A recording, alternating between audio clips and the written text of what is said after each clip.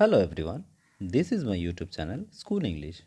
আজ আমি তোমাদের পড়াবো lesson 9 I will go with my father ploughing এর যে লাস্ট পার্টটা যতটুকু রয়ে গেছে সেটা আমি আজ তোমাদের কমপ্লিট করাবো। চলো তাহলে আমরা স্টার্ট করি আজ অ্যাক্টিভিটি 7A। ঠিক আছে, find the synonyms of the following words or expression from the poem. এখানে যে আমাদেরকে ওয়ার্ডস বলেছে সেটা সিনোনিমস, মানে সেম মিনিংয়ের কোনো একটা ওয়ার্ড বলতে হবে। ঠিক আছে, যেটা আমরা পোয়েমে পেয়েছি, পোয়েমে সেটা আমরা ওয়ার্ডটা পেয়েছি সেই ওয়ার্ডটাই বলতে হবে। ঠিক আছে, গ্যাদারিং ইন এ গ্রুপ, একটা গ্রুপে গ্যাদার হওয়া মানে একসঙ্গে জড়ো হওয়া, তো সেটা হবে ফ্লকিং। ঠিক আছে, নট ফুলিশ মানে বোকা নয়, তো এটা হবে ওয়াইস মানে বুদ্ধিমান বা চালাক। ঠিক আছে, পার্সনস হু প্ল্যান্ট সিডস, কিছু মানুষ যারা বীজ বপন করে। ঠিক আছে, তো সেটা হবে শোয়ার্স।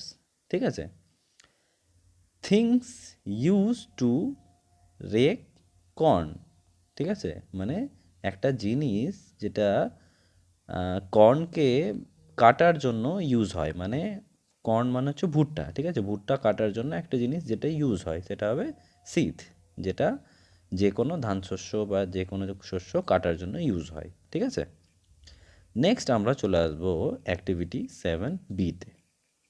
Match the following words in column A with their opposite in column B. Column এতে যেটা আছে সেটা থেকে বিতে অপোজিট ওয়ার্ড আছে। ঠিক আছে, সেটার অপোজিট তোমাকে ম্যাচ করতে হবে। ঠিক আছে, প্রথম আমরা দেখতে পাচ্ছি পেশেন্ট, তো পেশেন্টের মানে অপোজিট হবে ইমপেশেন্ট। পেশেন্ট মানে হচ্ছে ধৈর্য রাখা, ইমপেশেন্ট মানে অধৈর্য হওয়া। ঠিক আছে, ওয়াইস, ওয়াইস মানে হচ্ছে খুব চালাক বা খুব খুব চালাক যেটা বলে। ঠিক আছে, তো যেটা ওটার অপোজিট হবে আনওয়াইস মানে চালাক না।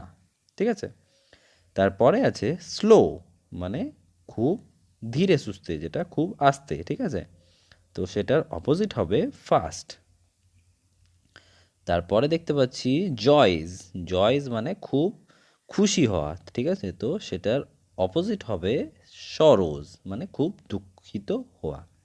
ঠিক আছে, বুঝতে পারলে? চলো এবার আমরা চলে আসবো অ্যাক্টিভিটি 8A-তে। Write a story in about 60 words based on the following hints.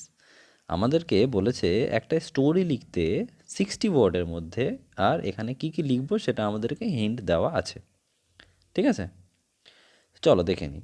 And old farmer কলস হিজ লেজি সন্স, একটা বৃদ্ধ ফার্মার মানে যারা ফার্মিং করে, মানে যারা ধরে নাও ধান শস্য বানায়, ইয়ে করে মানে উপার্জন করে। ঠিক আছে, তো তাদেরকে বলে ফার্মার। ঠিক আছে, একটা বৃদ্ধ ফার্মার তার লেজি সন্স মানে তার লেজি মানে হচ্ছে যারা কাজ করতে চায় না, অলস। ঠিক আছে, তার সন্সগুলোকে ডাকলো। Ask them to dig up treasure stored in the field, তাদেরকে বলল যে এই ফিল্ডে ট্রেজার রাখা আছে, মানে সোনা ধন কিছু রাখা আছে, তো এটা তোমরা খুঁড়তে শুরু করো।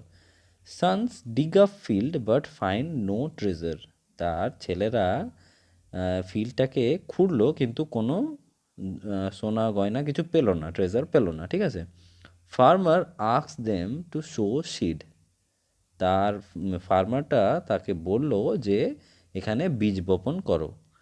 এ রিচ হারভেস্ট, এটা হচ্ছে একটা রিচ হারভেস্ট।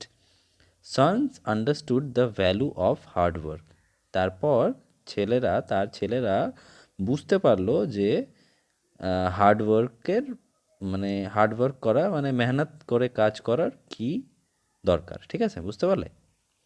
চলো তাহলে আমরা বানাই। Once there lived a farmer in a village, এক সময় একটা ফার্মার একটা ভিলেজে থাকতো। ঠিক আছে, হি হ্যাড 3 লেজি সন্স, তার 3টা অলস ছেলে ছিল। He asked them to dig up the treasure stored in the field, সে তাকে বলল যে এই ফিল্ডটাকে খুঁড়ো, এখানে সোনা গয়না ট্রেজার আছে। ঠিক আছে, সোনা গয়না রাখা আছে। ঠিক আছে, at this his son began to dig up the field, but found no treasure. যখনই এটা বলল তখনই তার ছেলেরা খুঁড়তে শুরু করলো, কিন্তু খোঁড়ার পর তারা কোনো ট্রেজার পেল না, মানে সোনা গয়না বা কিছু পেল না। The father asked them to show seeds. তার বাবা তাকে বলল যে এখানে বীজ বপন করতে, ঠিক আছে, করলো। There was a rich harvest to the field. তারপরে তারা সেখান থেকে অনেক মানে শস্য পেল, ঠিক আছে, অনেকটাই শস্য মানে হলো আর কি, ঠিক আছে। A real treasure is ইল্ডেড।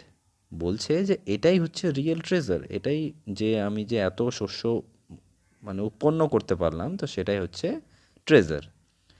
The sons understood the value of hard work. তখন তার ছেলেরা বুঝতে পারলো যে পরিশ্রমের ফলটা কী হয়। বুঝতে পারলে? চলো এবার আমরা চলে আসবো অ্যাক্টিভিটি 8B-তে। Write a short paragraph in about 60 words describing your favourite season. Use the following hint.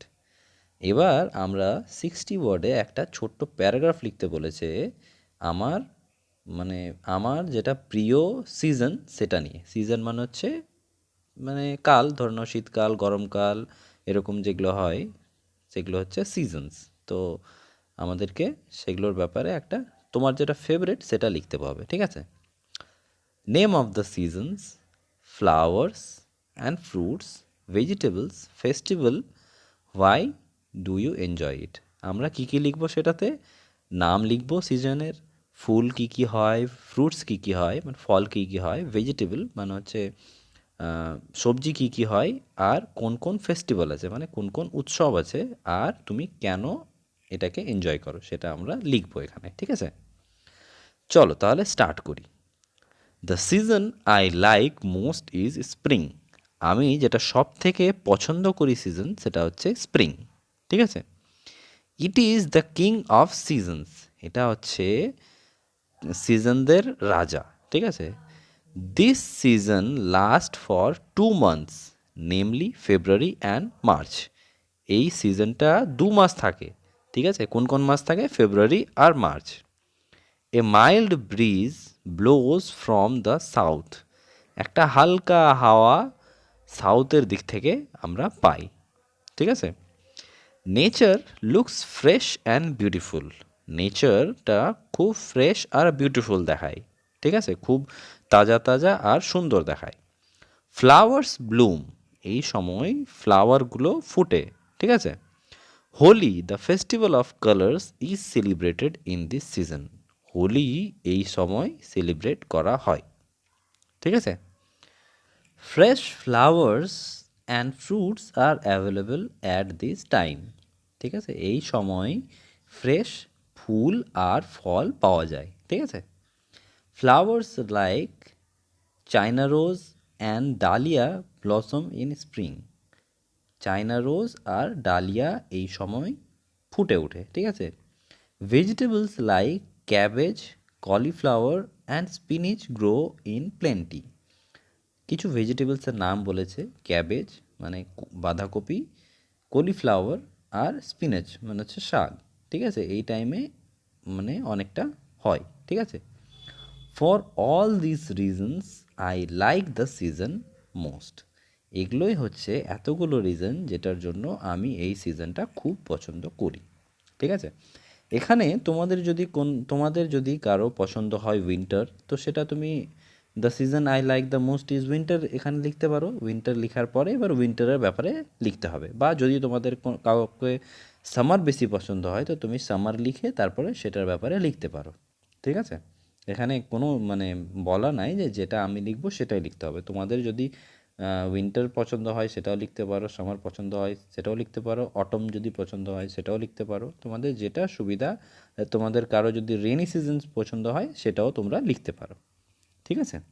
আমাদের এই পোয়েমটা এখানেই শেষ হচ্ছে। ভালো লাগলে অবশ্যই লাইক করবে, শেয়ার করবে, সাবস্ক্রাইব করবে যদি আমার চ্যানেলে নিউ থাকো।